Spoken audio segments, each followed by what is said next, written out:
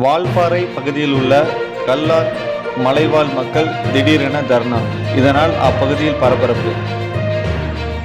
கோவை மாவட்டம் வால்பாறை ஆகஸ்ட் 15ஆம் தேதியான இன்று வால்பாறை பகுதியில் கல்லார், நல்லாமுடி உள்ளிட்ட பல்வேறு பகுதிகளில் சுமார் 18 கிராமங்கள் அப்பகுதியில் அமைந்துள்ளது. மலைவாழ் மக்கள் சுமார் அப்பகுதியில் 5000 பேர் வசித்து வரும் நிலையில் தற்பொழுது கல்லார் பகுதியில் 30க்கும் மேற்பட்ட குடும்பங்கள் வசித்து வருகிறார்கள்.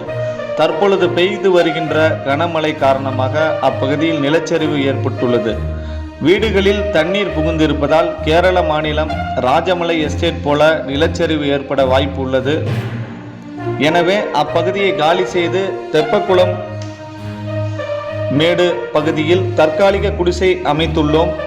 அதனை வனத்துறையினர் உடனடியாக காலி செய்ய வேண்டும் என்று கூறியதன் காரணமாக சனிக்கிழமை வட்டாட்சியர் அலுவலகத்தில் மனு அளிக்கப்பட்டது. அதனைத் தொடர்ந்து அதன் பேச்சுவார்த்தையில் உடன்பாடு ஏற்படாத நிலையில் இன்று காலை 11 மணி அளவில் அப்பகுதியில் உள்ள மலைவாழ் மக்கள் அனைவரும் தர்ணா போராட்டத்தில் ஈடுபட்டதால் அப்பகுதியில் பெரும் பரபரப்பு. இச்செய்தி கரூர் பூமி யூடியூப் சேனல் வாயிலாக வெளியிடப்படுகிறது.